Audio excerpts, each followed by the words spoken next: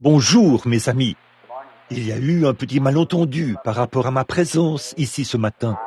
J'avais promis que lorsque je viendrais pour prier pour les malades, Fresneville, en ferait l'annonce au cours de l'émission de radio. Mais pour une raison ou pour une autre, les secrétaires ne l'en ont pas informé hier. Voilà pourquoi ça n'a pas été publié, n'a pas été annoncé à la radio. Il y a des gens qui avaient appelé et qui voulaient qu'on prie pour eux ce matin. Eh bien, j'étais un peu ému, comme on le dit, par la venue au monde d'un petit garçon, comme je le suis chaque fois, et j'en suis très reconnaissant. Quand l'infirmière est sortie de la salle avec lui, j'ai dit « Joseph, ça fait 4 ans que je t'attends. Je suis vraiment content que tu sois là. » Alors il y a environ 4 ans, juste avant la naissance de la petite fille, avant que nous sachions qu'elle allait venir, eh bien un jour, je priais après avoir lu la vie de Joseph dans la Bible, et je me suis dit, quel homme parfait. Abraham, c'était l'élection. Isaac, c'était la justification. Jacob, c'était la grâce. Mais Joseph, c'était la perfection. Puis, il n'y en a plus. Vous voyez, plus rien n'est dit à ce sujet. Alors, je réfléchissais sur Joseph, sur sa naissance, et au fait qu'il était aimé de son père. Dites, en passant, j'ai reçu un télégramme ou un message en provenance de l'Afrique qui dit qu'ils sont en train de lui confectionner une tunique de plusieurs couleurs. Oui, monsieur, il l'attendait. Donc, j'étais là-bas, je suis allé dans la petite pièce et je me suis mis à prier. Oh Dieu, j'ai fondu en larmes en pensant combien ce Joseph était une personne merveilleuse. Et sur le fait qu'il avait été vendu pour 30 pièces d'argent, pratiquement 30 pièces d'argent, comme Jésus. Judas, excusez-moi, a vendu Jésus. Et il était sorti du tombeau, vous savez, et s'est assis à la droite de Pharaon. Et personne ne pouvait voir le roi sans passer par Joseph. Et lorsque la trompette sonnait, tout genou fléchissait sur son passage. C'est la même chose pour Jésus, vous savez. Toute langue confessera. Je suis donc allé là et je me suis mis à prier. Or, il y a 3 dimensions dans lesquelles les gens vivent. La première est la dimension humaine. La deuxième est celle de la révélation divine. Et la troisième est celle des visions. Bon, par exemple, la prière. Quand on prie pour quelqu'un dans la dimension humaine, on dit, eh bien, j'espère que tu te rétabliras. Tu vois, je l'espère. Je mets ma foi avec la tienne. J'essaie d'utiliser toute la foi possible. Ça, c'est humain. La deuxième est celle de la révélation divine. Quand quelque chose vous est révélé, vous le savez alors, dans votre cœur, que la chose va arriver, bien qu'il n'y ait rien d'autre que cette révélation. Et la troisième est celle des visions. Et ça, évidemment, c'est ainsi dit le Seigneur. C'est absolument certain. Alors, c'est entré dans cette dimension-ci. Et quelque chose m'a dit, tu auras un fils et tu lui donneras le nom de Joseph. Eh bien, j'avais une petite fille. Alors je me suis dit, eh bien, j'ai loué le Seigneur pour ça. Et juste environ 1 mois plus tard, nous avons appris que nous allions être de nouveaux parents. Alors je me suis dit que c'était peut-être mon Joseph. En fin de compte, c'était une Joséphine, c'était une fille. Tant de gens pensaient que j'avais dit que c'était Joseph. J'ai dit, non, je n'ai pas dit que c'était Joseph. Et certains ont dit, eh bien, n'avez-vous pas dit que vous avez une vision à ce sujet? Vous savez comment les gens confondent les choses. J'ai dit, j'ai les bandes où j'en parle. Voyez, venez écouter. Je n'ai jamais dit que c'était Joseph. J'ai dit, le Seigneur a mis dans mon cœur que j'aurais un fils du nom de Joseph. Vous voyez, j'ai dit, je ne sais pas comment, quand, ni quoi, mais ça s'accomplira. Donc, je ne savais pas. Peut-être que j'aurai 6 filles avant de l'avoir, mais il viendra. Eh bien, cela n'a jamais quitté mon cœur. Et nous sommes allés de l'avant. Et alors, l'autre jour, il est arrivé. Il est là. Alors, je suis très reconnaissant pour lui. Nous savons que quand le Seigneur promet quelque chose, le Seigneur fera ce qu'il a promis. Voyez, forcément. Pour être Dieu, il doit tenir sa parole. Je peux pas tenir la mienne parfois, et vous ne pouvez pas tenir la vôtre. En effet, nous faisons des promesses avec de bonnes intentions, mais nous ne sommes pas capables de les honorer. Les circonstances, les difficultés et autres nous amènent à un point où parfois nous ne pouvons pas faire ce que nous voulons. Mais Dieu est capable de tenir sa parole, et il le fera. C'est tout simplement impossible pour lui de ne pas le faire. C'est pour ça que nous l'aimons tant ce matin. Nous nous reposons sur cette parfaite assurance que Dieu a la puissance de garder notre dépôt jusqu'à ce jour-là. Bon, dehors, il fait mauvais temps, mais c'est suffisamment frais dans le tabernacle, de sorte qu'on ne se sent pas étouffé. Et il n'y a pas assez de gens ici pour qu'on soit serrés les uns contre les autres et qu'on soit debout dans les rangées. Mais à mon avis, c'est un bon moment pour commencer l'enseignement de la parole. Ces dernières heures, j'ai fait de grands efforts pour voir si le Saint-Esprit, j'ai même envoyé Billy, qui est au fond, pour les cartes et tout, afin de se préparer pour une ligne de prière. Mais pourtant, je ne peux pas, je n'ai aucun contrôle là-dessus. C'est lui qui a le contrôle sur moi, voyez-vous. Je n'ai rien à voir là-dedans. Tout dépend de ce que lui dit à ce sujet. Maintenant, Frère Neville, qui est ici, a annoncé les réunions de réveil du frère Crank près d'ici. Je ne connais pas cet homme. Lorsque je revenais de l'hôpital hier soir, je suis juste entré pour voir le frère Roberts a fait projeter son film là-bas hier soir. Et tout au fond du bâtiment, il y avait frère Crank et son père. Frère Crank lui-même n'est qu'un jeune homme. Il semble avoir peut-être 20 ou 21 ans, quelque chose comme ça. Mais son père est avec lui. Il y a aussi frère Matheny de New Albany, un pentecôtiste. Bon, je crois que ce frère Crank est lui aussi pentecôtiste. Donc, ces hommes étaient très gentils. Ils voulaient me confier les services de la semaine prochaine. Et, bien évidemment, je ne pouvais pas le faire, vous savez. Puis, ils se demandaient si je serais là samedi soir. Je ne sais pas encore. Je lui ai dit que je verrais. Frère Corbel était là-bas et il voulait que je sois chez lui vendredi, samedi et dimanche prochain. Et frère Hall est censé se rendre à Milltown un soir de cette semaine. Donc, la semaine prochaine, nous partirons pour l'été. Et donc, j'ai de petites réunions ça et là. Je ne sais pas exactement où elles auront lieu. Je lui ai dit que je lui reviendrai là-dessus un peu plus tard. Ma femme se porte vraiment bien et j'apprécie vraiment les prières de chacun de vous. C'était uniquement grâce aux prières. Comme nous avons un auditoire mixte, je ne peux pas dire ce qui s'est passé, mais elles ne sont pas censées être en travail pendant la durée normale. Mais elle a été pendant des heures et des heures et des heures. Voyez, dans ces circonstances, d'habitude, le cœur s'emballe et les deux meurent sur le champ. Mais par la grâce de Dieu, elle se porte mieux qu'elle ne l'a jamais été lors de toutes les autres naissances. Donc, je sais que ce sont vos prières qui ont contribué. Et j'apprécie vraiment cela de tout mon cœur. Et prions maintenant. Nous avons...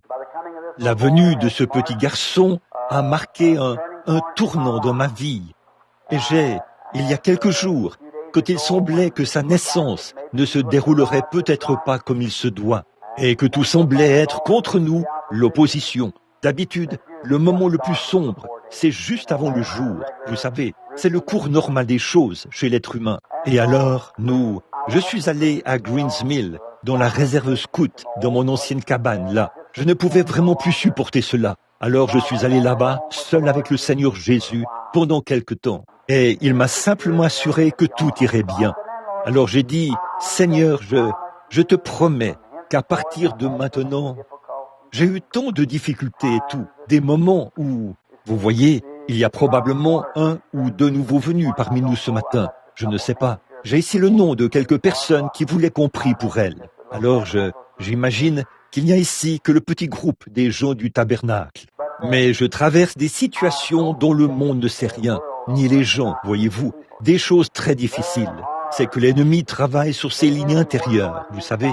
À l'extérieur, on ne le remarque pas. Ce sont les lignes intérieures qui déchirent. Et donc, je rencontre cela de tous côtés. Alors mais je m'attends à cela. Je suis un peu... Si ce n'était pas le cas, je me demanderais ce qui peut être, je ne sais pas, ça pourrait indiquer l'amitié avec le diable. Je sais qu'il est mon ennemi et je dois le rencontrer sur les champs de bataille. Alors, je suis si reconnaissant d'avoir un matériau avec lequel combattre, la parole du Dieu vivant. Elle demeurera pour toujours. Et maintenant, j'espère simplement que Dieu m'aide à réorganiser mes réunions, si bien que je puisse rester plus longtemps, et ainsi de suite. Soyez en prière. Frères et sœurs Schumann de l'Afrique du Sud sont en route pour venir ici. Il est le président de l'association pastorale de l'Afrique du Sud. C'est pour qu'on voit s'il est possible d'y aller cet automne, puis aller en Inde, et ainsi de suite. Frère Toms de l'Afrique du Sud est ici. Je l'ai rencontré l'autre jour. Il fait un travail formidable là-bas. parmi les indigènes. La raison pour laquelle j'aime bien le programme de Frère Thoms, c'est que le programme dont il parle et qu'il a mis en œuvre, de concert avec Frère Tommy Osborne, c'est ce que je pense être juste et digne d'être soutenu. En effet, il envoie des missionnaires indigènes. Vous voyez, après tout, un indigène, on sait plus long sur un indigène.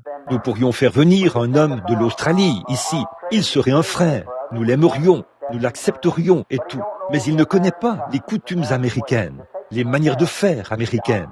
Il faut un Américain pour faire ce travail comme il faut. Qu'en serait-il si nous faisions venir ici quelqu'un qui vient de la Chine? Eh bien, c'est un missionnaire, mais il parle probablement un peu d'anglais. Ce serait tout décousu, et ça n'aurait pas autant d'effet que quelqu'un qui sait comment s'y prendre avec les Américains, comment travailler avec les Américains, comment agir selon leurs coutumes, et ainsi de suite. Et c'est comme ça que ça se passe. Ici, nous sommes un peu comme dans de grands blocs ici, ceux du Nord, du Sud, de l'Est et de l'Ouest, et d'autres qui ont l'accent irlandais, et ainsi de suite. Tenez, il n'y a pas longtemps, j'étais en Cali, en Floride, et un soir, il y avait un frère bien-aimé qui faisait une campagne. Il s'appelle frère Jackson, et Gail Jackson, un de mes convertis à la guérison. Alors, j'étais tout au fond, et vous savez, d'habitude, en ce qui concerne les offrandes et tout, je ne fais pas connaître mes besoins aux gens. Si le Seigneur pourvoit, tant mieux. S'il ne le fait pas, eh bien, nous trouverons ailleurs ce qu'il manque. Alors, Gail est venu là, et il a dit à l'organisateur, il a dit, eh bien, comment ça va, côté finance? Il a dit, oh, il nous manque juste environ $1000, ou un peu plus, peut-être 1500, pour qu'on soit flot. Il a dit, le problème, c'est que vous ne savez pas comment vous y prendre avec ces gens du Sud. Alors, il est monté là-haut, il a dit, me permettriez-vous de recueillir les offrandes pour vous ce soir? Il a dit, oui, mais pas question de mendier quoi que ce soit, parce que Frère Branham s'en prendrait à nous à cause de ça. Il a dit, nous ne mendions jamais. Alors, il s'est avancé là, a simplement dit quelques mots, et il y avait $2000 de l'offrande. Il a dit, vous voyez, Frère Baxter, vous ne savez simplement pas comment vous y prendre avec les gens du Sud. C'est tout. Donc, c'est comme ça. Vous devez être habitué aux manières des gens du Sud. Vous devez être habitué aux manières des gens du Nord. Vous devez être habitué. Et je pense qu'un indigène, comme il connaît ses propres coutumes et sa propre tribu, c'est une bien meilleure façon une bien meilleure personne à envoyer pour traiter avec leur propre peuple que tous ces gens taillés sur mesure que nous avons. Vous comprenez? C'est vrai. Donc, je suis très reconnaissant pour les frères. Bon, ce matin, je veux vous parler juste pendant un petit moment. Je ne sais pas. C'est probablement la dernière réunion où j'aurai l'occasion d'être avec vous pour quelque temps. Nous allons maintenant à Macon, en Géorgie. Et si j'ai bien compris, c'est parrainé par 42 églises baptistes du Sud. Puis, de là, nous irons à Denver pour la réunion internationale des hommes d'affaires chrétiens du plein évangile. Ensuite, je dois me rendre au Canada pour un bref moment. Et après cela, nous verrons ce que frère Schumann, à ce moment-là, où nous irons outre-mer, ou si nous continuons aux États-Unis. Bien évidemment, frère Moore établit tous les programmes, tout l'itinéraire, et pour ce qui est d'ici. Et il sera avec nous là-bas, où nous rencontrerons frère Schumann. J'espère que frère Schumann viendra ici pour que vous fassiez tous sa connaissance. Et qu'il ait l'occasion de vous parler ici, au tabernacle, une fois. C'est un homme très bien, lui et sa femme. Il m'a traité comme un frère quand je suis allé en Afrique. Alors, traitez-le de la même manière quand il viendra par ici, dans l'amour du Seigneur. Maintenant, après que je suis arrivé, j'ai su, on m'a dit que frère Neville n'avait pas eu l'information pour l'annoncer lors de l'émission. Je l'écoutais. Combien écoute l'émission? Je vous le dis, les cantiques sont sublimes. Et là, la prédication va un peu plus haut que cela. C'était vraiment un bon message hier. Vous appréciez tout cela? Ce n'est pas pour le faire rougir, mais c'est la vérité. Si je pensais que frère Neville faisait quelque chose de mal, je lui demanderais de venir dans le bureau pour discuter de tout ça avec lui et prier là-dessus. S'il fait quelque chose de bien, je tiens à lui en parler. Vous voyez, on se sent mieux comme ça. Les belles petites cartes et les cadeaux que vous savez tous, qui ont été envoyés aux petits garçons là-bas. Je tiens à vous dire que je les apprécie aussi. Ma femme envoie son amour et ses salutations à chacun de vous. Et maintenant, prenons la bonne vieille parole bénie que voici. Mais juste avant, adressons-nous à lui, l'auteur, avant de le faire. Notre Sauveur bien-aimé, nous venons pour utiliser ton nom, juste pendant quelques instants, alors que nous nous approchons du Tout-Puissant, le Créateur, celui qui t'a conçu dans le sein de la Vierge, et elle a enfanté cet être merveilleux, qui est le médiateur entre les vivants et les morts, le seul chemin, le seul médiateur. Et nous sommes si heureux de savoir que par sa divine promesse, il nous a donné ces paroles. Tout ce que vous demanderez au Père en mon nom, je le ferai. Alors, aujourd'hui, nous te demandons au nom du Seigneur Jésus, Père bien-aimé, de recevoir les actions de grâce qui viennent de notre cœur, alors que tu es toujours présent dans ton sanctuaire pour entendre les louanges de tes enfants. Et nous sommes reconnaissants aujourd'hui pour toutes les bénédictions, pour la santé et la marche de l'Église et de l'œuvre, partout dans le monde. Nous en sommes si reconnaissants. Et Père, nous te prions de continuer, et que non seulement tu continues, mais que tu répandes aussi la double portion sur l'œuvre, partout, car nous croyons que le temps tire à sa fin. Tout indique la fin. Nous ne savons pas exactement le jour, mais nous souhaitons être préparés, comme notre Seigneur Jésus nous l'a prescrit. Et maintenant, Père, nous te remercions. Je tiens à te remercier personnellement aujourd'hui pour mon petit garçon. Ta promesse a mis 4 ans à s'accomplir. Mais moi, l'Éternel, je l'ai planté, je l'arroserai jour et nuit. Tu accomplis toujours tes promesses, Père. Même si la vision, même si elle tarde, elle parlera quand même. Forcément, parce que c'est la parole et la promesse de Dieu. Nous n'avons pas peur. Nous allons simplement de l'avant, sachant que toute chose concourt au bien. Je te remercie d'avoir fait en sorte que la mère puisse donner naissance sans problème. Alors qu'elle a des douleurs et qu'elle souffre aujourd'hui, je te prie de la soulager. Nous savons que c'est quelque chose de naturel, mais donne-lui du réconfort, Père. Bénis-la là-bas aujourd'hui et fais qu'elle rentre rapidement à la maison. Tiens-toi près de ton serviteur, alors que nous avançons ensemble maintenant, là-bas sur les champs de bataille, pour moissonner le grain et le ramener au grenier, par amour pour le Maître. Bénis l'Église ici, bénis notre pasteur bien-aimé, ton serviteur, qui est fidèle au poste. Nous te prions de bénir tous les diacres, les administrateurs et tous les autres. Que tes bénédictions reposent sur eux tous. Ce matin, nous te prions de bénir les membres du clergé et les nouveaux venus parmi nous. Et quand le service sera terminé, puissions-nous dire, comme ceux qui revenaient d'Emmaüs, notre cœur ne brûlait-il pas au-dedans de nous à cause de sa présence? Entre dans la parole, Père, que le Saint-Esprit vienne et qu'il s'empare de la parole. Je n'ai rien prémédité, je ne sais quoi dire, mais je remets tout entre tes mains.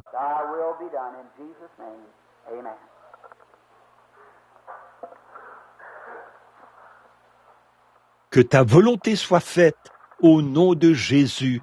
Amen. Prenons un petit passage de l'Écriture, si vous le voulez bien, dans le livre de la Genèse, en commençant au chapitre 6, juste pour lire une petite citation ici dans la parole.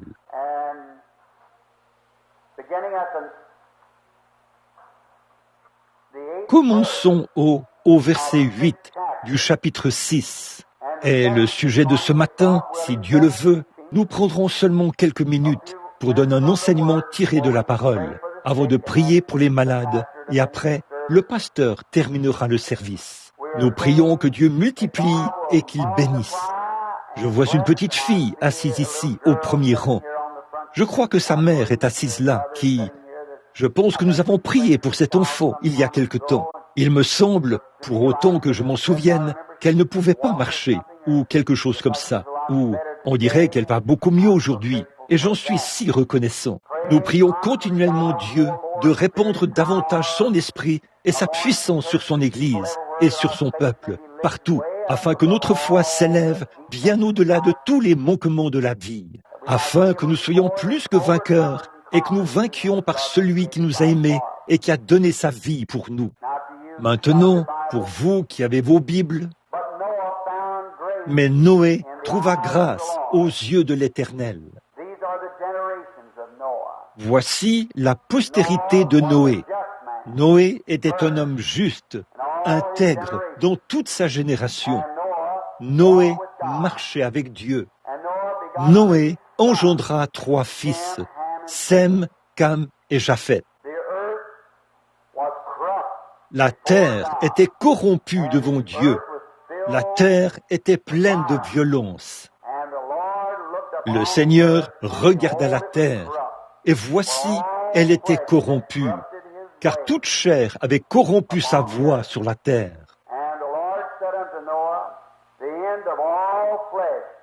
Alors le Seigneur dit à Noé, « La fin de toute chair est arrêtée par devers moi, car ils ont rempli la terre de violence. Voici, je vais les détruire avec la terre. Fais-toi une arche de bois de gopher.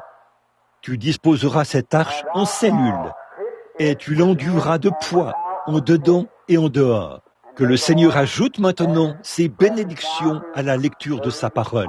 Ce matin, je veux parler, si Dieu le veut, ou donner un enseignement plutôt sur la parole, pendant quelques instants, sur l'arche.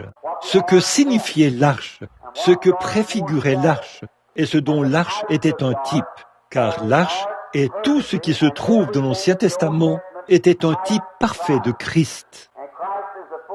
Et Christ est l'accomplissement de tout l'Ancien Testament. Ça s'est accompli en Jésus-Christ. Bon, c'était une période de destruction. La période juste avant la destruction. La terre entière était remplie de violence. Si vous remarquez, partout vous voyez les hommes commencer à se multiplier. Les gens commençaient à se rassembler. De grands rassemblements de gens. Ça se poursuit. Cette ville devient peuplée. La population augmente. Bientôt, on commence à y installer des moyens de divertissement. Après cela, on passe aux jeux d'argent. Des jeux d'argent, on passe à la beuverie. De là, la beuverie, on passe à la prostitution. Puis, on a des ménages brisés, le mariage, le divorce, et ensuite le meurtre. Ça continue d'empirer, d'empirer, d'empirer, comme une chaîne sans fin. Quand Dieu marchait seul avec l'homme, lui, il trouvait grâce devant Dieu. Mais quand les hommes ont commencé à se multiplier, et qu'on s'est mis à en avoir d'autres, et d'autres, et d'autres, alors ils se sont mis à... Là, Satan avait un plus grand champ d'action. Il se peut que cet homme-ci croie un peu en penchant de ce côté-là, et que l'autre penche un peu de ce côté-ci. Alors, quand Satan se présente là, il envenime le tout. Et ça devient ceci et cela, et les imaginations commencent à prendre de l'ampleur. Puis, la corruption s'installe. Et quand Noé, vous remarquerez qu'entre les générations, après le meurtre d'Abel, Dieu l'a remplacé par Seth. Bien entendu, les historiens nous rapportent qu'Adam et Ève ont eu 70 fils et filles.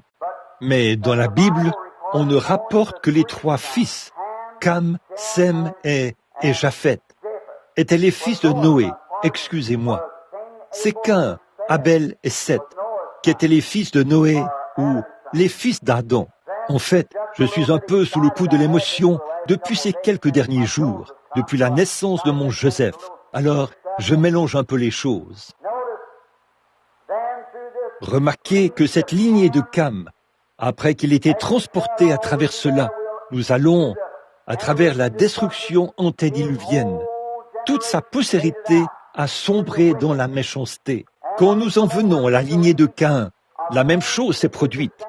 Ils sont allés dans le pays de Nod. C'est ce que Caïn a fait. Il s'est marié là-bas. Il a pris sa femme et s'est installé là-bas. Et par la suite, les hommes sont devenus comme des géants. Quand les enfants d'Israël sont arrivés là-bas, ils ont trouvé des hommes dont certains avaient même des doigts de 35 cm de long. Réfléchissez à ça. C'étaient de grands géants. David a tué Goliath, qui était un homme très grand. Et il a dit que sa lance ressemblait à une aiguille de tisserand. Et combien il mesurait plus de 2,75 m. Et oh, combien il était fort. Mais si vous remarquez, à cette époque-là, une grande civilisation s'est formée à partir de cette lignée de Caïn qui a commencé à arriver.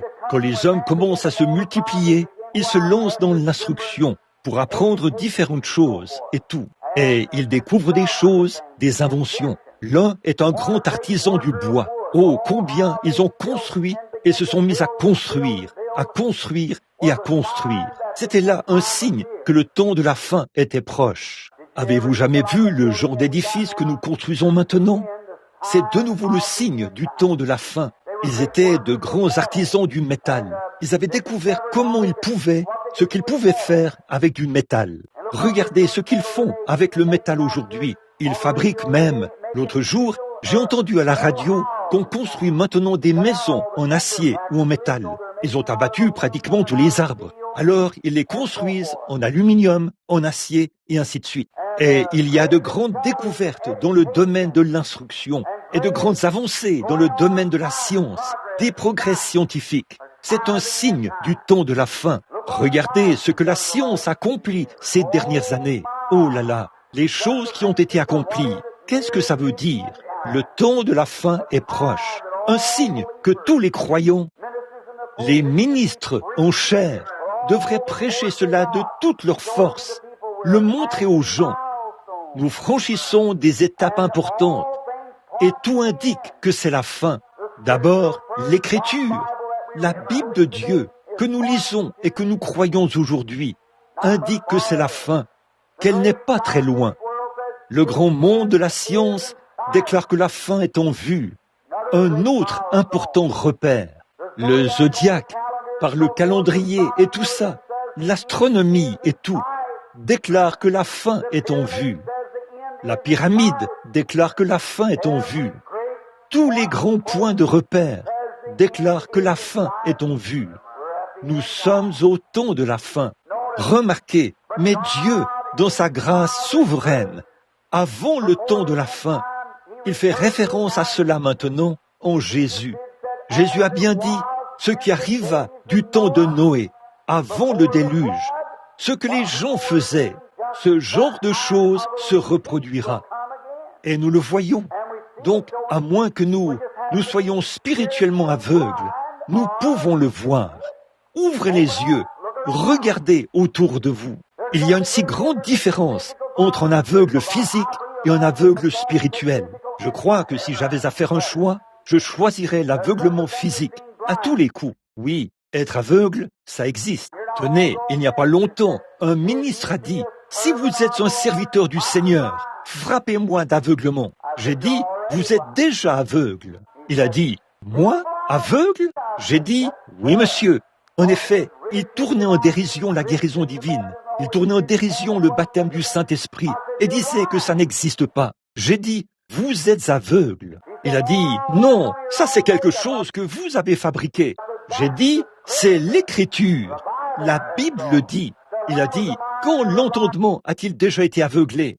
J'ai dit, « Eh bien, de nombreuses fois. » Jésus, s'adressant à vos pères, a dit, « Pharisiens aveugles, vous avez des yeux et vous ne voyez pas. » C'est vrai, mais si seulement vous aviez reconnu le temps, j'ai dit, une fois, Élisée, ce grand prophète, était là-bas, à Dothan, et toute l'armée des Syriens avait encerclé Élisée là-bas, afin de le capturer. Et Géasi a dit ceci, il a dit, « Père, ils sont sur nous, toute la ville est encerclée par l'armée des Syriens. » Il a dit, « Eh bien, ceux qui sont avec nous sont en plus grand nombre que ceux qui sont avec eux. » Il a dit, « Voyons, les voilà, je ne vois personne d'autre que toi. » Il a dit, « Oh Dieu, ouvre ses yeux. » Et quand ses yeux se sont ouverts, il a regardé. Et voici que tout autour de ce vieux prophète, il y avait des chars de feu. Les collines étaient en feu. Il y avait les anges de feu. Il s'est avancé vers cette armée et il a dit, il les a frappés d'aveuglement. Il s'est avancé,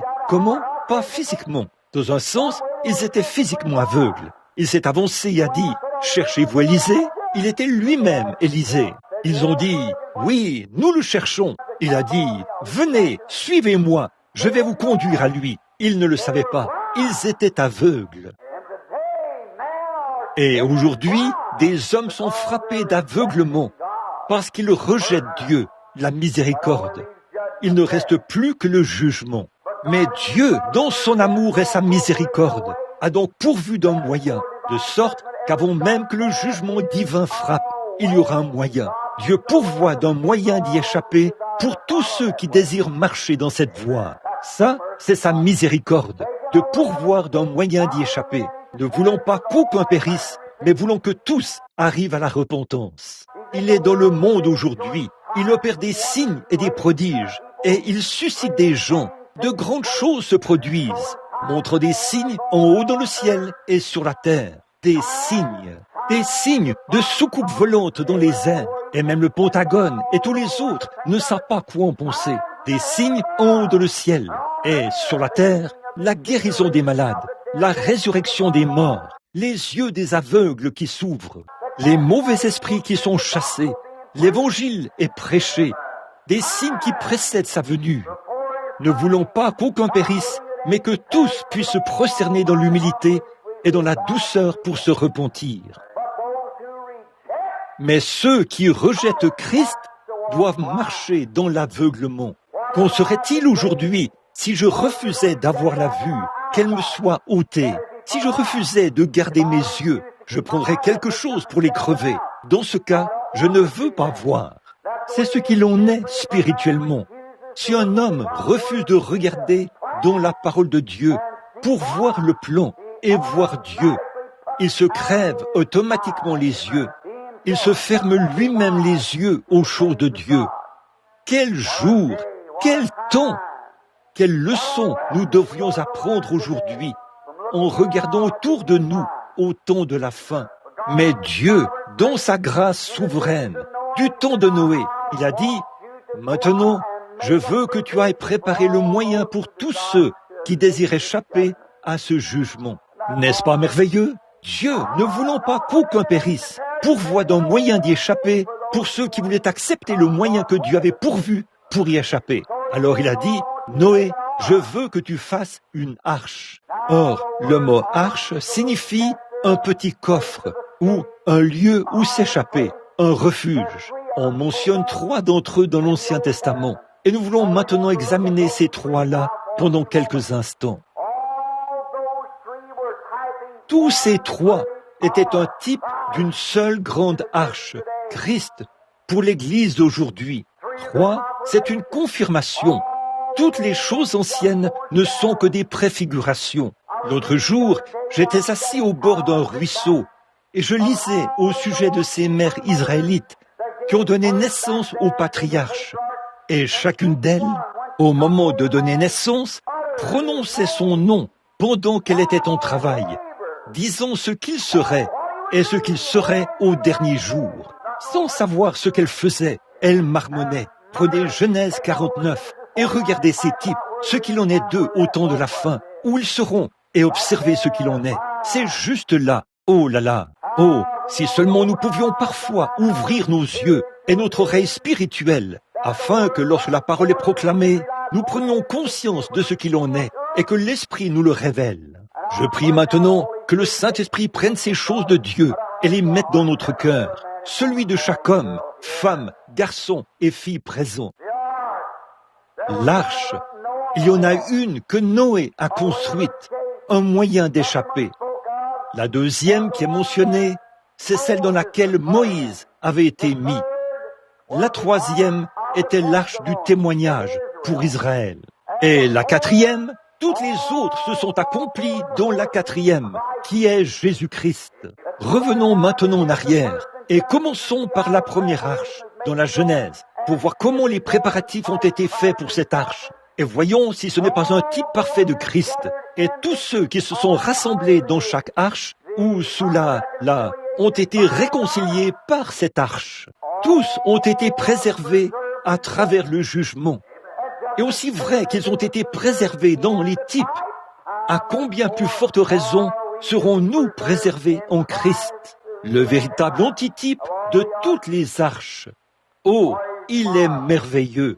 Alors, nous remarquons qu'à cette époque-là, Dieu a parlé à Noé. Il a dit, je veux que tu la fasses avec une certaine sorte de bois. Bon, ce n'est pas n'importe quelle sorte de bois qui ferait l'affaire. Nous devons prendre une certaine sorte de bois. Et il faut que ce soit du bois de gopher. Le bois de gopher, là, c'était... J'ai étudié ici, il y a quelques semaines, pour savoir ce qu'était le bois de gopher. Et c'était un bois souple, malléable. Et là, C'est ce dont était faite l'arche. C'était un bois qu'on pouvait facilement appliquer, un bois malléable. Ça, c'est le croyant. Une fois entre les mains de Dieu, retranché de sa propre justice, de cet arbre, il devient malléable entre les mains du constructeur. Non pas flottant à tout vent de doctrine, mais qui est malléable, à même de se fondre parfaitement dans la parole de Dieu pour être facile à utiliser. Et nous remarquons que c'était un bois capable d'absorber l'humidité facilement, qui absorbe l'humidité. Et maintenant, voilà une chose. L'homme qui est malléable entre les mains de Dieu, il pourrait être quelque chose de grand pour Dieu, ou vous pourriez être quelque chose de grand pour le diable. Or, si l'arche était construite avec du bois qui était malléable et qui absorbait l'eau, il ne suffirait que de peu de temps pour qu'elle se gorge d'eau. Et elle coulerait immédiatement. Elle deviendrait lourde parce que le bois de gopher est vraiment léger et l'eau s'y infiltrerait complètement. C'est tout à fait ce que je pense aujourd'hui. Voilà, c'est ça. Je crois qu'aujourd'hui, le problème qu'ont beaucoup d'hommes et de femmes sincères de nos jours, c'est qu'ils ne sont pas prêts à s'abandonner complètement, mais ils courent après l'erreur. Et c'est pour ça que l'arche se gorge d'eau et ne peut pas aller plus loin. Elle monte et descend, et elle est sur le point de couler. Alors, regardez bien comment le Saint-Esprit a pourvu d'un moyen là-bas. Mais il ne pouvait pas tenir le coup en continuant comme ça.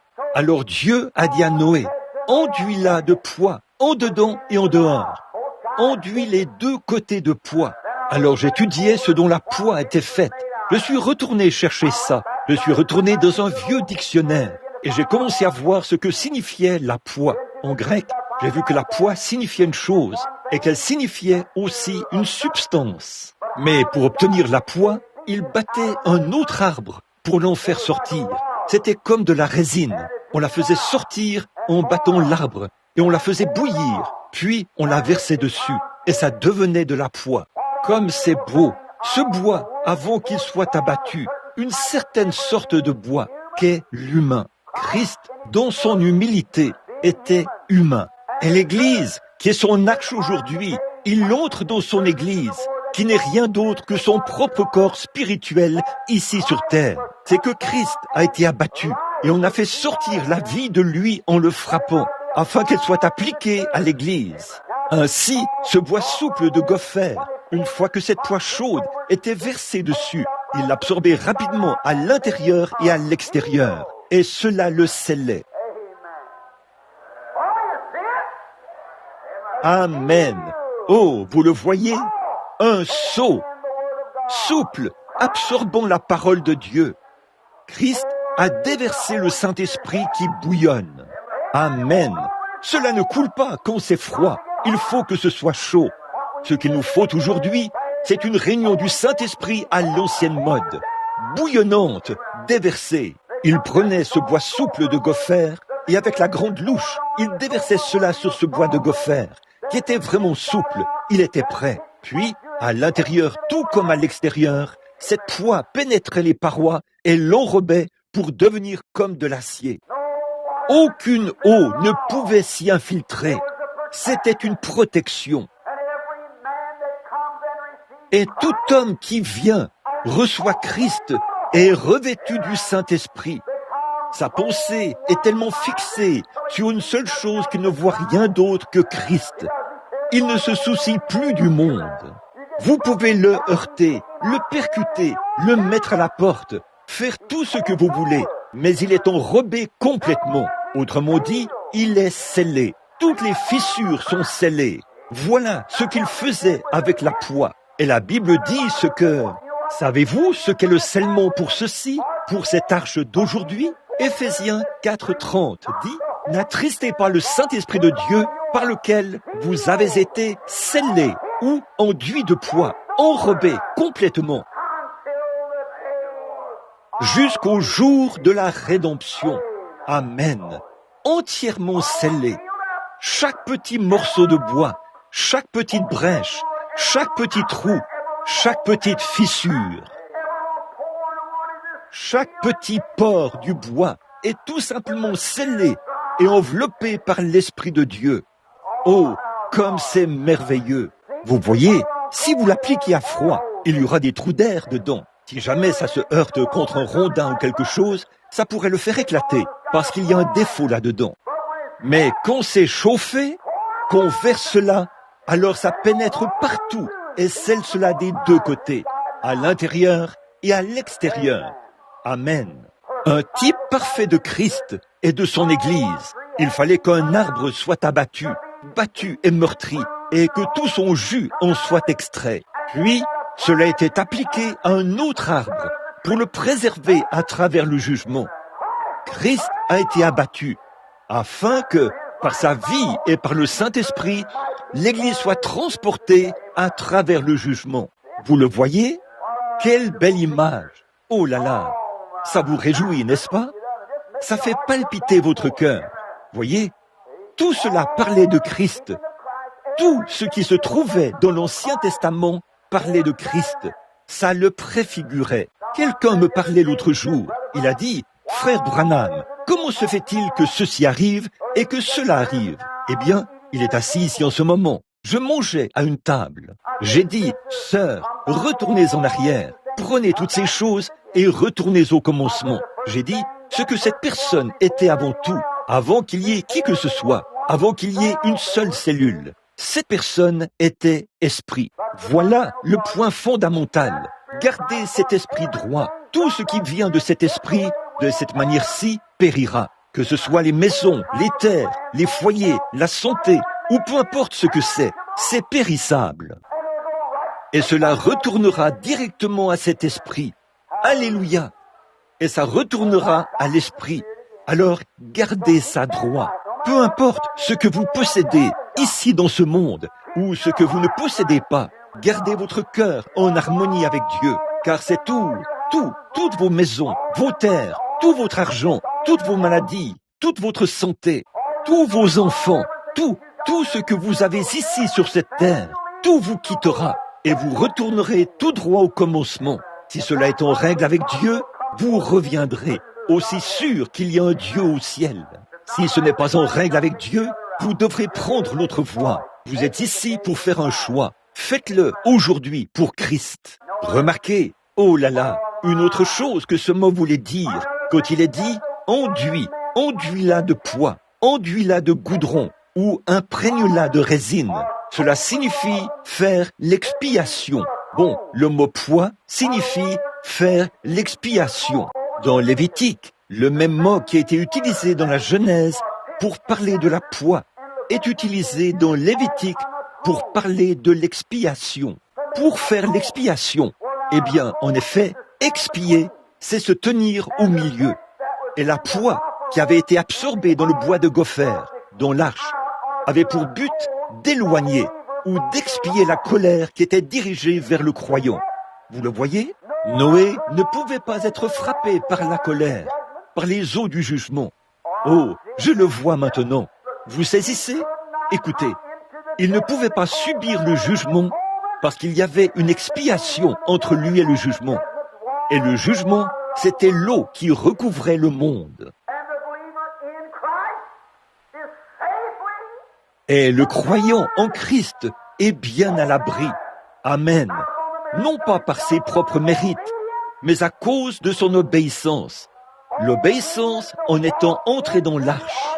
La seule chose que Noé avait à faire, c'était d'entrer dans l'arche. Il n'a même pas eu besoin de fermer la porte. Dieu l'a fait lui-même. Entrez. Voilà tout ce que fait le croyant. Il marche par la foi en Christ. Dieu s'occupe du reste. Celui qui écoute mes paroles et qui croit à celui qui m'a envoyé a la vie éternelle et ne vient point en jugement. Il est passé de la mort à la vie dans l'arche et il est en sûreté pour toujours. Amen. Que le jugement frappe là où bon lui semble.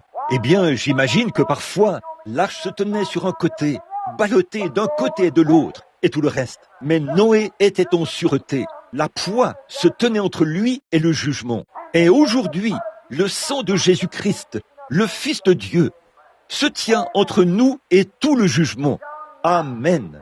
Il n'est point condamné, ne vient pas non plus en jugement, mais il est passé de la mort à la vie. Amen. Pourquoi? Parce qu'il est dans l'arche. Quel tableau parfait! Les arbres sont abattus. La manière dont ils ont commencé à vivre dans le monde, ils ont d'abord été abattus. C'est-à-dire que tout homme, il vient au monde, né dans le péché, enfanté dans l'iniquité, et est venu au monde en disant des mensonges. Fini, haïssable, impie, loin de Dieu, étranger, sans espérance, sans Christ, voué à mourir et à aller dans la tombe d'un pécheur, prêt pour le jugement. Et alors, la parole vient, plus tranchante qu'un couteau quelconque à 2 tranchants. Elle abat l'arbre, le taille, en retranche toutes les épines et tous les aiguillons. Elle en coupe la meilleure partie, qui est malléable, amen, dans la main du constructeur, Christ. Puis sa vie a été répandue au calvaire, afin que, par l'effusion du sang, il puisse faire une expiation pour protéger l'homme qui est dans l'arche de sécurité. Oh là là, quel tableau! Et pour obtenir la poix dont on allait l'enduire, car ça allait se gorger d'eau. Je tiens à vous faire remarquer ceci. Un homme qui se contente de dire, eh bien, je crois la parole. Je vais simplement prendre ceci, cela. Sans le sang, vous êtes à la merci du monde. Peu importe combien vous êtes dans l'arche, combien vous êtes une arche ou la planche que vous êtes, il faut que vous soyez enduit de poids, imbibé, entièrement imbibé du Saint-Esprit, ce qui empêche le monde d'entrer. Alors, je veux que vous remarquiez comme c'est beau. Alors il fallait qu'un autre arbre soit abattu, un proche parent, qu'il soit abattu, et battu jusqu'à ce que toute la résine en sorte. Et cette résine était ensuite déversée sur l'autre arbre qui avait été abattu, afin de le préserver. Amen. Et aujourd'hui, préservé pendant combien de temps? Eh bien, ce péché, il y a 6000 ans. Et il voit la vieille arche, encore là, reposant sur le sommet d'une montagne. Aucun autre bois n'a jamais résisté à cela, et ne le fera jamais. Pourquoi? Il était enduit de poids, provenant de la mort d'un autre. L'arche est toujours là, enduite de poids en dedans et en dehors, en tant que mémorial de ce que la poix fera. Oh, quelle image parfaite de ce qu'est Christ, la position du croyant en Christ. Une fois qu'il est en Christ, qu'il est enduit de poids à l'extérieur. Avec tout ce que vous avez à faire, l'arche est préparée. La seule chose que vous avez à faire, c'est d'entrer et de croire. Remarquez, Noé, quand il est entré, c'est la seule chose qu'il avait à faire, c'était d'entrer. Dieu a fermé la porte et il était en sûreté jusqu'à ce que les jugements soient passés. C'est Dieu qui a fermé la porte, c'est Dieu qui l'a ouverte. Voilà le croyant aujourd'hui en Christ. Remarquez, on va faire vite là. L'arche suivante qui était mentionnée, nous allons l'aborder un instant, c'était Moïse. La Bible a déclaré que ce petit panier était une arche. Et remarquez, elle a été fournie par la mère, celle qui lui a donné naissance. Amen. Pas par un séminaire, pas par une expérience théologique, mais celui qui donne la naissance aux croyants a préparé l'arche pour lui, l'a transporté à travers le jugement. Cousu, elle l'a tressé avec les petites tiges qu'ils avaient à l'époque, comme une petite tige de maïs, une tige de lin. On a encore cela en Égypte. On peut encore voir ces mères emmener leur petit bébé avec elles, en traversant le Nil, le pousser en traversant, pendant qu'elle traverse à gué. Un petit panier, de la même manière, elle le pousse dans un panier de l'autre côté du Nil. Et elle est allée lui faire une petite arche. Et la façon dont c'est fait, c'est qu'on entrelace les tiges. Quand on confectionne cela, c'est comme ça que font les tisserands. Ils entrelacent cela en un mouvement de va-et-vient. Ensuite, elle est allée l'enduire de bitume. Le bitume, c'est de la poix, encore une fois. Le même mot, bitume. Examinez-le d'un bout à l'autre. Regardez et voyez s'il n'est pas dit poix ou expiation. Alors, voyez-vous, les tisserands tressaient les tiges et en les entrelaçant, ils laissaient de petits trous là-dedans pour que cela retienne la poix. Oh là là, combien le croyant, quelle honte aujourd'hui que nous soyons tous séparés. L'un est méthodiste, l'autre baptiste, et l'un est luthérien, et l'un est unitaire, et l'un est trinitaire. C'est pitoyable. Ils devraient tous être étroitement liés. Ensuite, la poix est déversée sur eux. Alors tout colle bien ensemble. Ils se cimentent, ce qui crée une protection. C'est merveilleux. Déverser la poix dessus. Ensuite, le petit bébé Moïse a été déposé dans le panier et poussé dans le jugement de l'eau. L'eau signifie toujours la masse et les foules de gens. Le tout petit là-bas, probablement qu'il avait une petite couverture sur le visage, là-bas sur l'arche, là-bas sur le Nil. Le courant est rapide et il est là, descendant le cours d'eau, à travers les roseaux et les joncs, et les alligators et tout le reste, partout sur le Nil. Et la pluie, les orages, les tempêtes qui soufflaient sur l'eau, les grands vents. La petite arche a vogué sur cela sans problème. Pourquoi? Parce que le sacrificateur était dans l'arche. Amen. Il était un sacrificateur, il était un législateur, il était un roi. Noé aussi était un père. Et le père lui-même, qui avait fait l'arche, était dans l'arche avec ses biens. Christ, notre Père, qui a fait l'arche avec son propre sang, est à l'intérieur de l'arche, avec le croyant, en train de communier. Oh là là! Comme tous les enfants et tous les animaux écoutaient Noé prêcher, pendant que les jugements s'abattaient sur cela, qu'ils se déversaient, l'arche chevauchait les flots. Elle était éprouvée d'un côté et de l'autre. Noé a dit, restez tranquilles, les enfants. Dieu a fait cette arche. Elle est construite selon ses instructions. Elle résistera à tout ce que le diable peut envoyer contre elle. Noé, dans l'arche, en train de prêcher, éloigné du jugement. Le petit Moïse, là-bas, regardant vers le ciel éclairé par les étoiles, la nuit, alors que le vent souffle et hurle partout. Le vieux Nil qui se soulève et les crocodiles qui s'approchent du panier. Alléluia! En sûreté, protégé, il y avait là une expiation entre lui et tous les orages et les vents violents que le diable pouvait envoyer. Rien ne pouvait renverser cette petite arche. Il a continué à flotter. Je peux voir le glorieux Saint-Esprit qui se tient au-dessus de lui. Je peux voir les anges de Dieu assis tout près, l'épée à la main.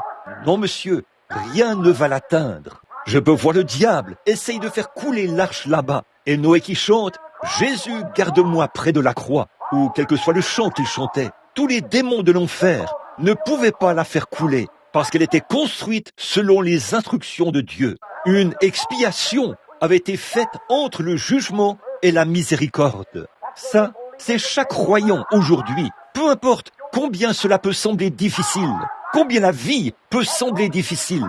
Tant que vous êtes en Jésus-Christ, il n'y a rien de présent, rien de futur qui ne puisse atteindre votre âme. Nous séparer de l'amour de Dieu en Jésus-Christ. Amen.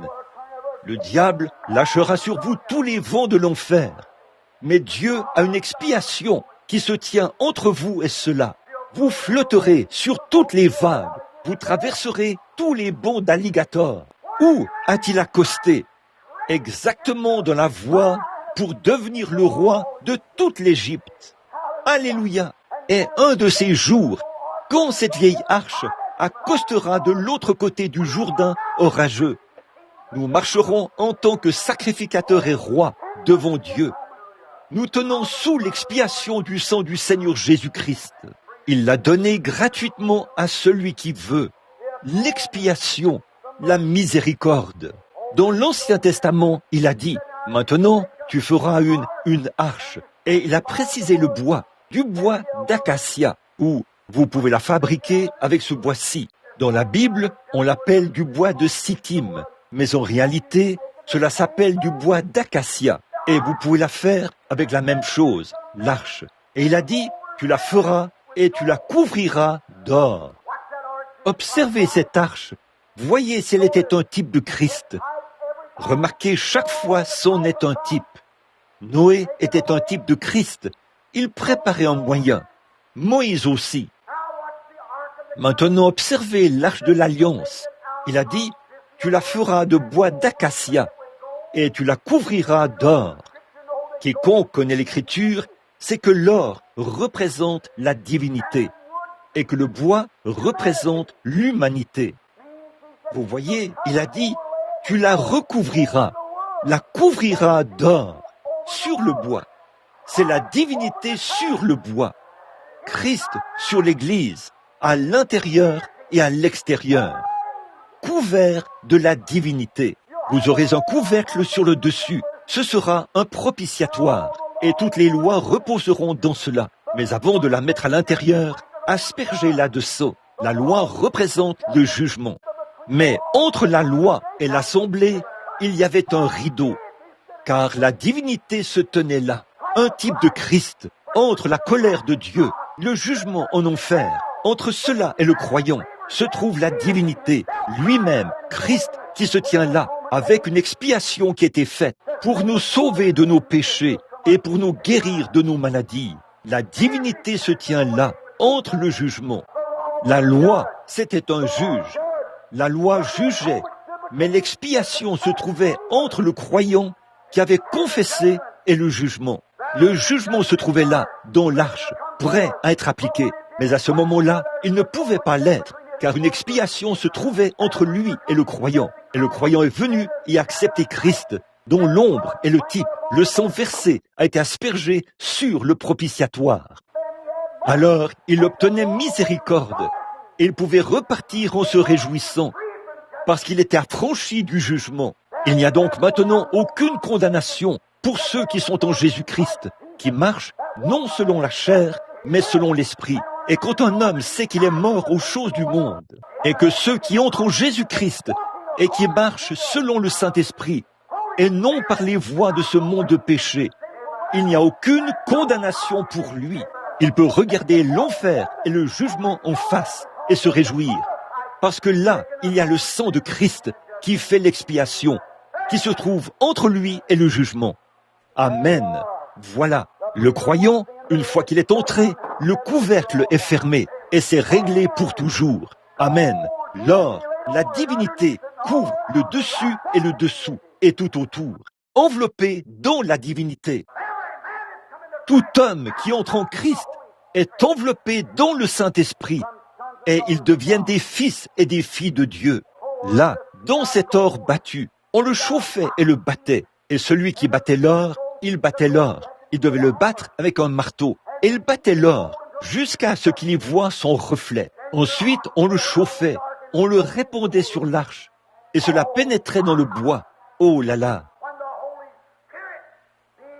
Quand le Saint-Esprit, qui est la puissance, le Saint-Esprit est le feu, est répandu sur le croyant par le sang de Christ, cela fait une expiation pour lui. Il est à l'abri de tout jugement divin.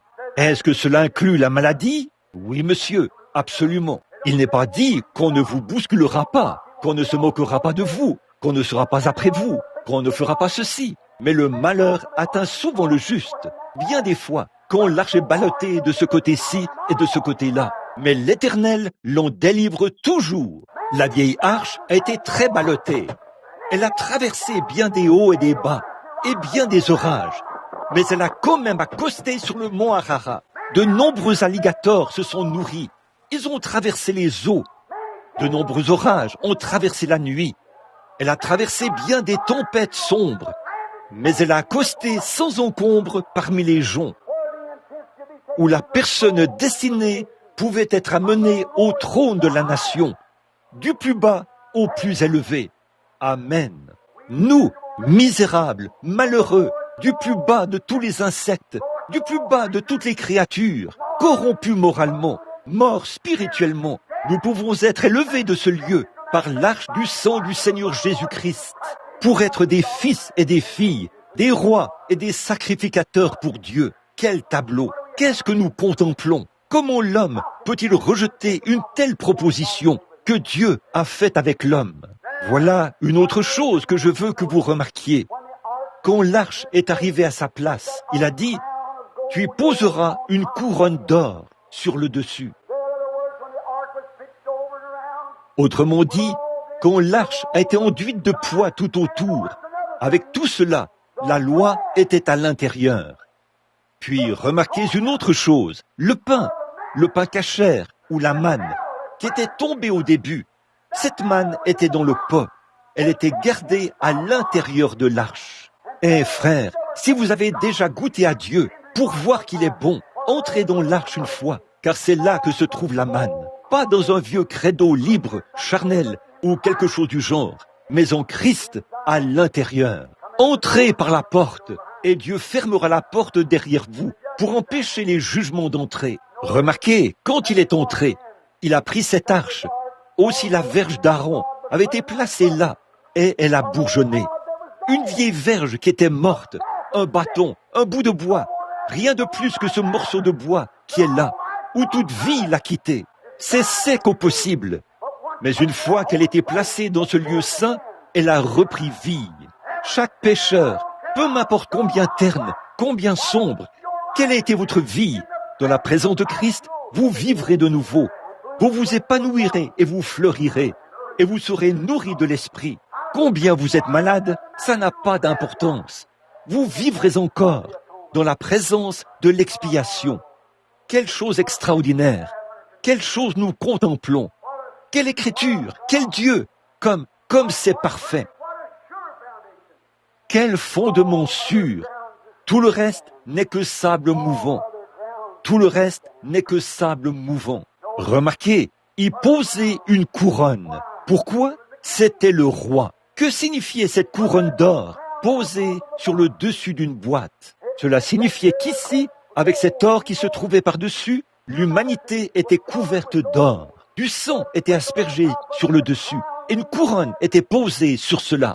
Quel type parfait de Christ et de sa divinité, de son amour. Il est venu dans le monde et il s'est placé sur l'humanité, son Église, ses croyants. Sur cela, il a aspergé son propre sang et il sauvera celui qui veut. Et 2 anges, faits d'or battu, et les ailes pointées l'une vers l'autre, au propitiatoire, où chaque croyant vient, confesse ses péchés, reçoit la réconciliation pour son péché. Le voilà. Maintenant, regardez-le. La couronne d'or. Est-ce que ça représente Christ? Oui. Quand Christ était ici sur terre, il était couronné d'une couronne d'épines pour verser le sang. C'est vrai. Mais chaque croyant qui passe par ce sang versé retire cette couronne d'épines et le couronne de gloire, de louange et d'honneur. Chaque croyant qui entre dans sa présence accepte ce sang qui coule de son front, qui était pressé d'épines là, et le couronne de gloire, de louange et de majesté. En tant que roi des rois, en tant que guérisseur, en tant qu'alpha, oméga, en tant que le commencement et la fin, en tant que le conseiller, le prince de paix, le Dieu puissant, le Père éternel. Noé était le père dans son arche. Moïse était père dans son arche. Christ est le père dans son arche. Avec ses sujets, vous, l'Église, le croyant, bien à l'abri. Je veux que vous remarquiez, encore une fois, comment s'approcher de cette arche. On passe par un chemin qui, remarquez, chaque homme qui entrait dans cette arche devait passer premièrement par le parvis extérieur. La chose suivante qu'il devait traverser, c'était le voile intérieur. Ensuite, il entrait dans le Saint des Saints. C'était Christ en tant que prophète, en tant que sacrificateur, en tant que roi, couronné. La première chose là, vous voyez que c'est de lui qu'on parle ici, quand il est arrivé la première fois. Il était prophète. Un homme qui vient à Christ doit premièrement venir à la croix. La croix était son sacerdoce. La croix était là, où il était représenté dans la mort. C'est là qu'il y a cette croix, où Dieu a tant aimé le monde qu'il a donné son Fils unique. Aucun homme qui a toute sa raison ne peut venir devant la croix, être amené devant lui, sans avoir entendu Christ lui prêcher. Christ est le prophète, le prédicateur.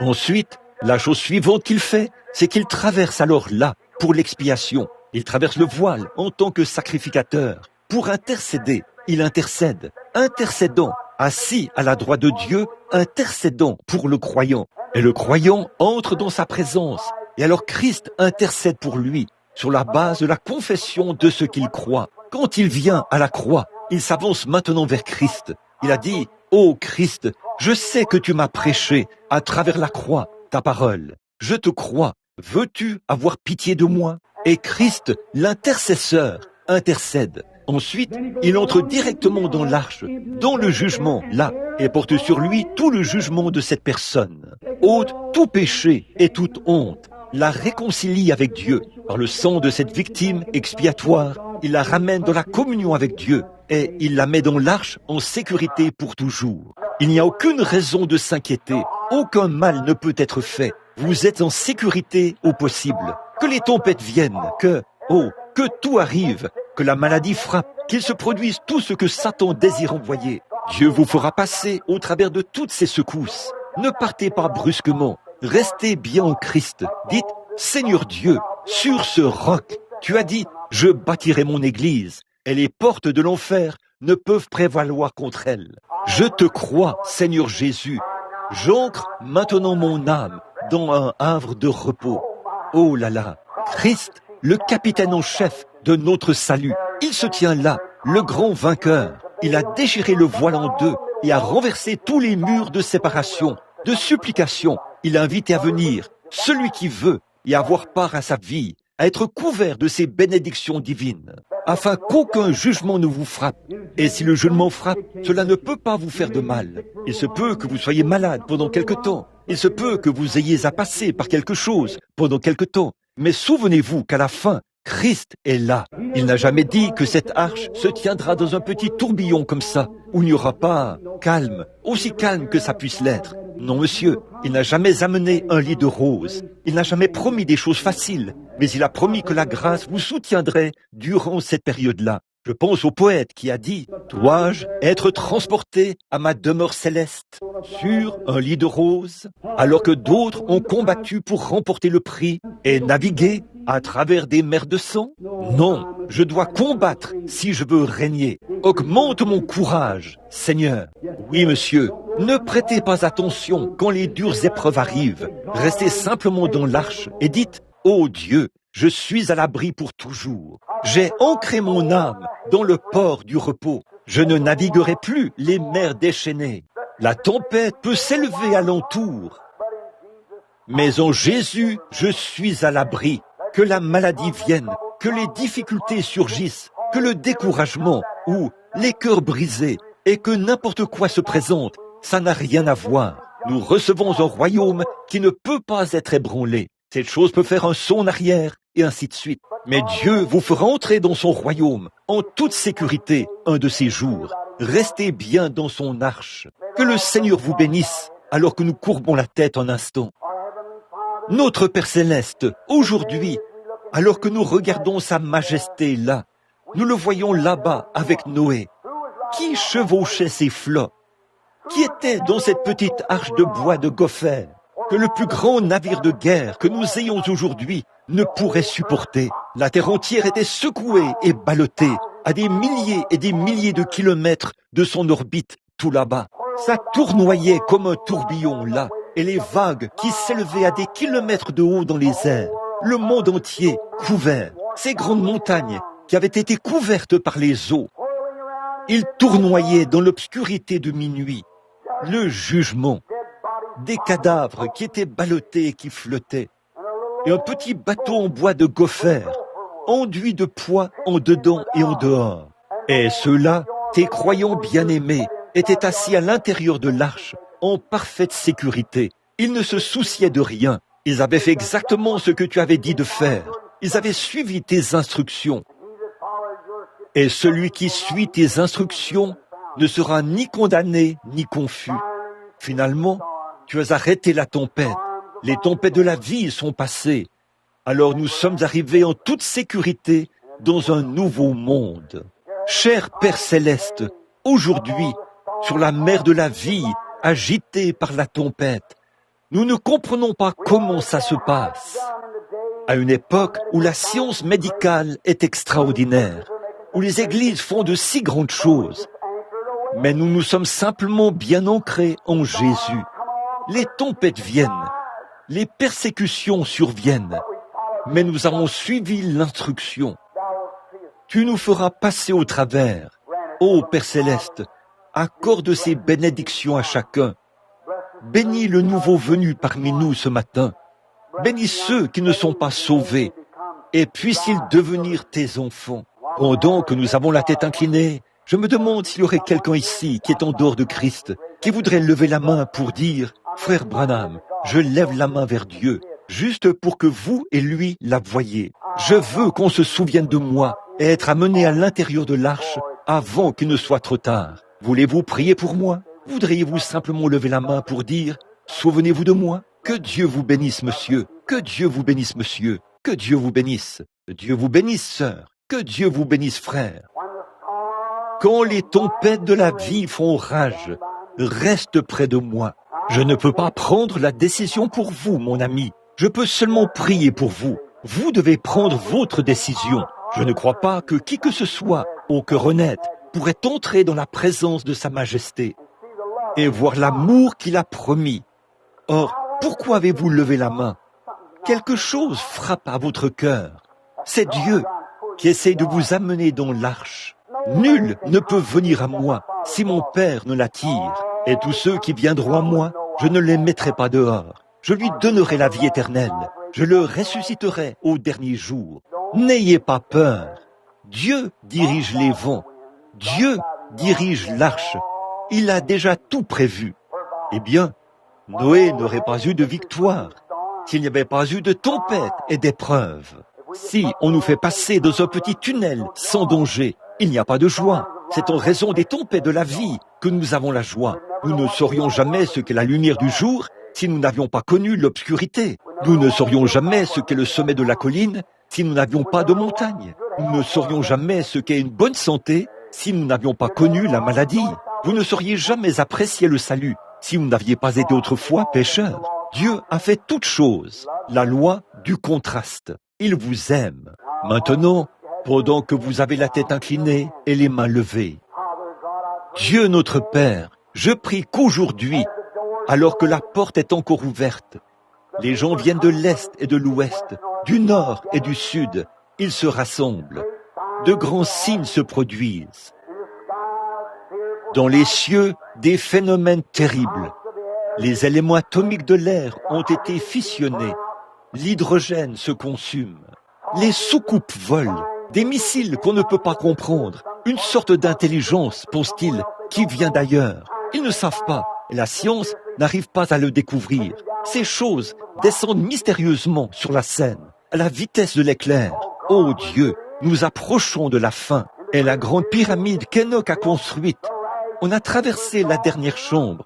On est maintenant prêt pour la chambre du roi, la venue du Seigneur, tout au sommet, pour la clé de voûte. Tout le calendrier de l'astronomie indique exactement ce qu'il en est. Les étoiles le déclarent, comme elles l'ont fait la première fois, quand les mages ont levé les yeux et ont vu les étoiles. Ils ont dit, voilà, le grand roi vient. Maintenant, les étoiles indiquent de nouveau ce qu'il en est. Toute la nature soupire.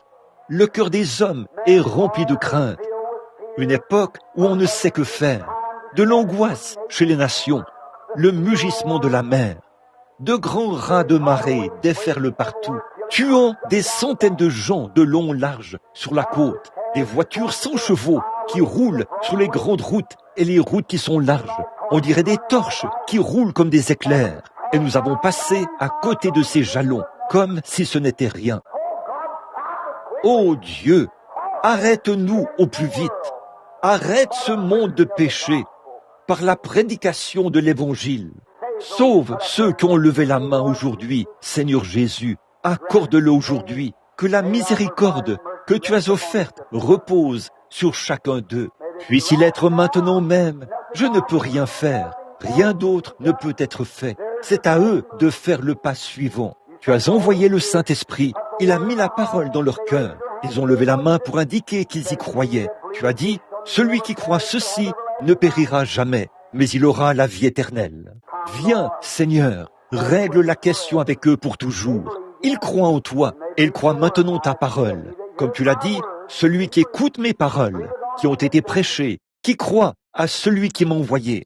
Nous le croyons, parce qu'il a cru, la vie éternelle, et ne subira jamais de jugement, mais il est passé du jugement à la vie, en sécurité dans l'arche. Seigneur, fais qu'ils se lèvent avec de nouveaux, comme de nouveaux hommes et de nouvelles femmes, de nouveaux garçons et de nouvelles filles, qu'ils quittent ce petit tabernacle aujourd'hui, où cette poignée de gens se sont rassemblés pour vivre de nouvelles vies, pour prêcher l'Évangile, pour leur enseigner à faire exalter Christ partout. Accorde-le, Seigneur. Bénis-nous maintenant. Nous prions par le nom de Jésus. Amen.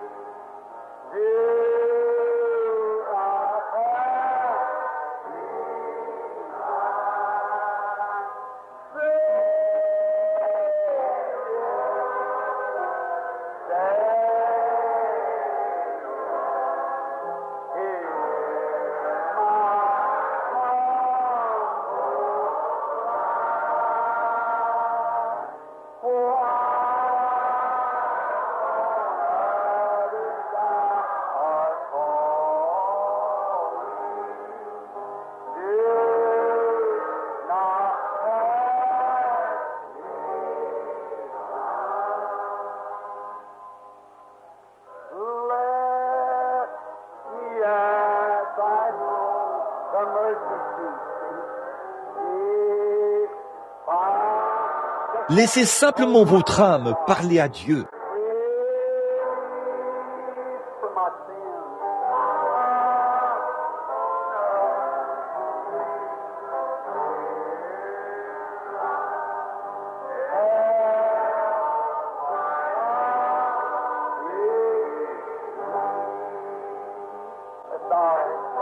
Courbons la tête.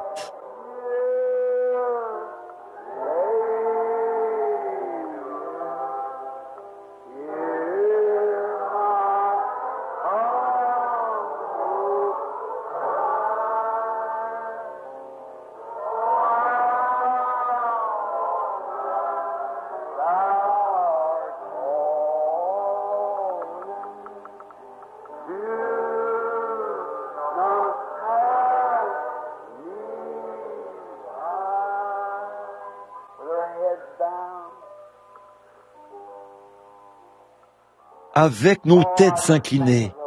Oh, je pense au moment merveilleux, chaque fois que je viens dans cette vieille bicoque, ici.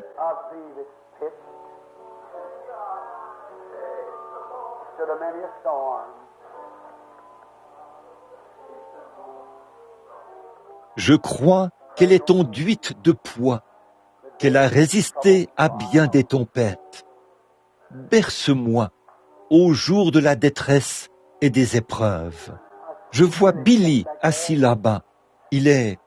Par contre, je me sens conduit par l'Esprit à faire quelque chose de différent maintenant. J'ai simplement l'impression que Dieu veut que je fasse quelque chose d'un peu différent. J'ai des gens ici, un certain monsieur D. Cook, un certain monsieur Long, Erwin, plusieurs autres dont le nom est inscrit sur un papier ici, qui sont venus pour recevoir la prière et pour qu'on parle. Écoutez-moi maintenant, alors que nous sommes en prière. J'allais dire à Billy, passe dans l'allée et distribue des cartes de prière. Mais le Saint-Esprit a dit, ne fais pas ça. C'est pour cette raison que j'ai chanté, ne me laisse pas, ô doux Sauveur. Je me suis dit, qu'y a-t-il, Seigneur?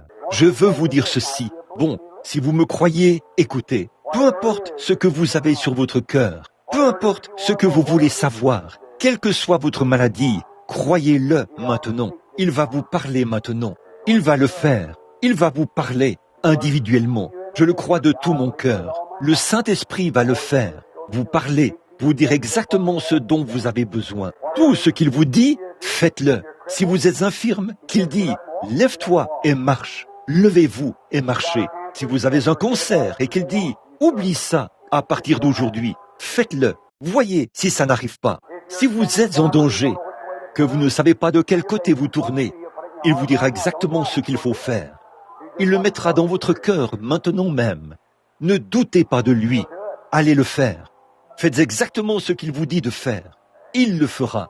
Maintenant, pendant que nous avons la tête inclinée, ceux dont j'ai cité le nom, je veux qu'ils s'avancent ici à l'autel un instant, si vous voulez bien vous approcher. Et puis, s'il y a des gens du coin aussi, qui veulent venir pour la prière, voudriez-vous vous avancer pendant que nous gardons tous la tête inclinée? Une chose très étrange. Je viens d'être très étrangement mis en garde par le Saint-Esprit pour quelque chose. Je me demandais comment faire ceci, mais il vient de me le dire, et je sais qu'il a raison. Alors que ceux qui désirent être compris pour eux, un petit quelque chose devant Dieu, ou qui ont un besoin, la maladie, des problèmes financiers, physiques, matériels, quels que soient vos problèmes, voudriez-vous maintenant vous avancer à l'autel un instant, pendant que nous chantons ce couplet une fois de plus? Gardez la tête inclinée, tous sauf ceux qui s'avancent. Et maman qui est ici avec la petite fille, je veux que vous la meniez ici même à l'autel. Très bien.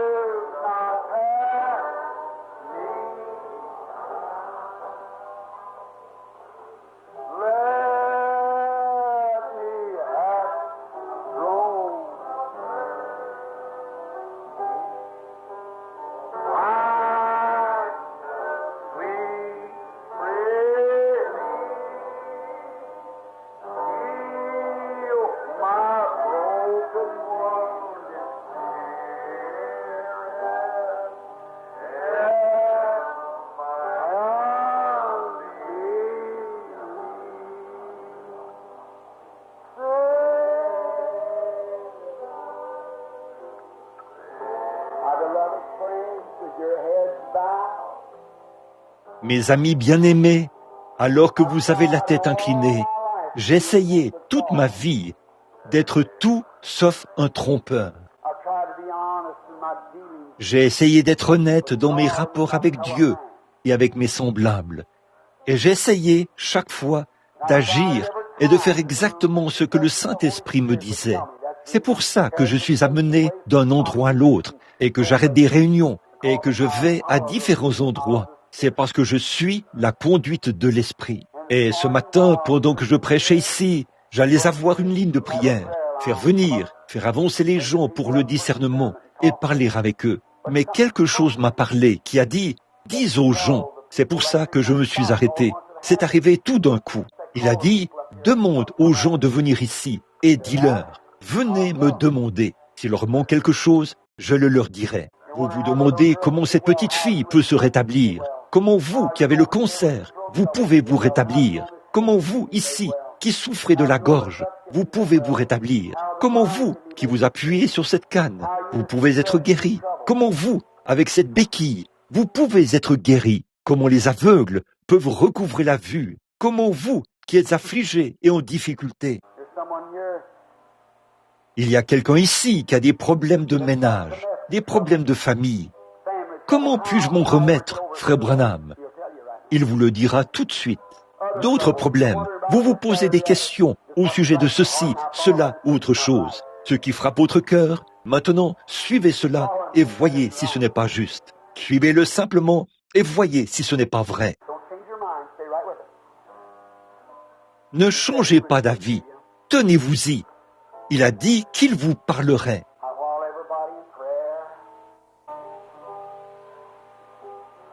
Maintenant, pendant que tout le monde est en prière, Père Céleste, bénis mon frère. Accorde-lui tous les désirs de son cœur, quoi qu'il désire. Ma sœur, ici, ô Dieu, bénis-la. Enlève la lourdeur qui se trouve dans son cœur aujourd'hui.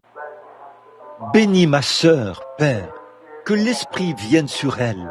Ô Dieu, bénis ma sœur, Accorde-lui les désirs profonds de son cœur. De même à ma sœur ici, par le nom de Jésus, Père, accorde-le. Tu vois, cette petite fille chérie, nous sommes si reconnaissants que tu es ton fait pour elle, Père. Tu nous as aidés il n'y a pas longtemps. Je te prie de rétablir complètement cet enfant et que ce soit une révélation pour les autres, afin qu'ils puissent croire en toi. Je bénis cet enfant ce matin, au nom de Jésus-Christ, et je maudis la maladie de son corps. Bénis mon frère bien-aimé aujourd'hui, Seigneur, que sa foi ne faillisse jamais, alors qu'il regarde là-bas au calvaire. Te connaissant là, la foi, quelle que soit la foi qui repose là, Dieu confirmera cela et l'accomplira. Vous pouvez retourner à votre place maintenant. Bénis mon frère Morgan, donne-lui ce que son cœur désire. Quoi qu'il demande aujourd'hui, puisses-tu l'accorder au nom du Seigneur. Bénis ma sœur, Seigneur, et donne-lui ces choses qu'elle désire par Jésus-Christ. Dieu notre Père, mon frère, je te prie, afin que le désir de son cœur puisse s'accomplir. Notre frère ici, du rassemblement en campement de l'Oyo, Père Céleste, puisse le désir de son cœur, puisse-t-il trouver ce désir en Jésus-Christ. Et je te remercie pour la guérison, Seigneur. Dieu notre Père, je prie, alors que mes mains sont posées sur mon frère, que le désir de son cœur lui soit accordé.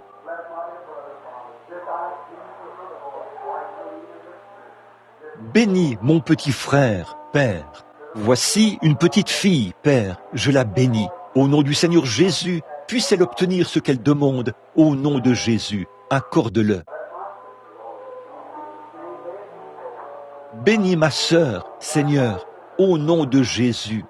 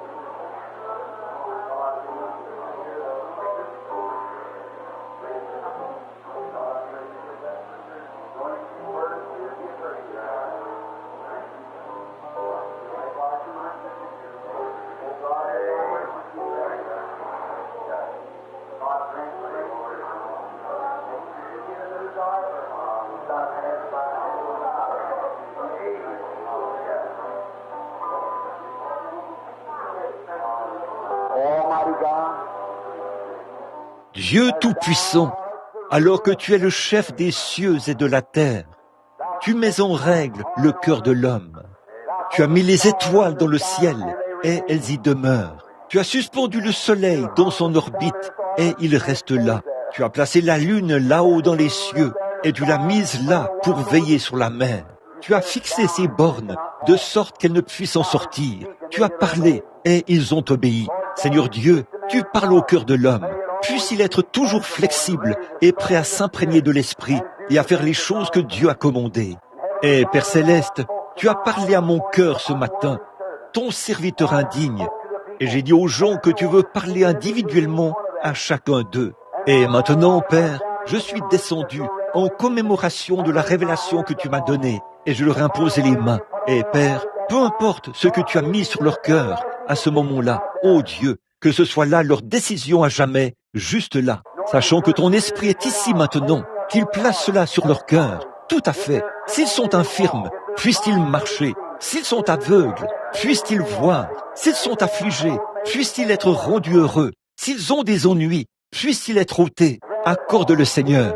S'ils essayent de prendre une décision, que la bonne décision vienne à l'instant. Puisse le Saint-Esprit révéler toutes ces choses dont nous avons besoin. Accorde-le, Seigneur.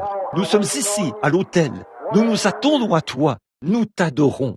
Maintenant, Père, s'il y en a ici à qui tu n'as pas encore parlé, puisse ton esprit se déverser maintenant. Puisse-t-il se mouvoir tout le long de cet autel, ici, et tout révéler. Fais que chaque cœur soit sûr, Seigneur. Qu'il y ait une certitude absolue, afin qu'il n'y ait aucun doute nulle part. Puisse ton esprit enlever toute friction. Et dans l'auditoire, ces chers gens, les bien portants, ceux qui n'ont pas d'ennui, ceux que tu as bénis et qui sont assis ici avec santé et force ce matin. Oh, ils prient pour les autres, leurs camarades, Seigneur. Ils ont eu des problèmes semblables et ils savent que tu les as aidés. Et maintenant, Père, nous prions d'un même accord que tu envoies ton esprit et que tu confirmes tout, Seigneur, maintenant même, dans chaque cœur, alors que nous attendons humblement avec ton glorieux Saint-Esprit, qui oint, qui agit, qui fait la chose que nous estimons être juste. Accorde-le, Seigneur. Maintenant, pendant que nous avons la tête inclinée, que tout le monde est en prière, nous allons chanter quelques cantiques. Ne soyez pas inquiets maintenant. Je ne suis pas un fanatique. Vous le savez. Si je le suis, je ne le sais pas. Mais quelque chose m'a nettement parlé. Il a dit, je leur parlerai. Tu n'as qu'à leur demander de s'avancer ici. J'ai fait ce qu'il m'a dit de faire. Maintenant, pendant que nous avons la tête inclinée et que nous chantons des cantiques, voyez ce qu'il va vous dire. Tout ce qu'il vous dit, c'est lui qui parle. Oui, nous marcherons dans la lumière, cette belle lumière. Là où la miséricorde étincelle. Brille autour de nous le jour et la nuit. Jésus, la lumière du monde. Pendant que nous chantons doucement, que chacun soit en prière.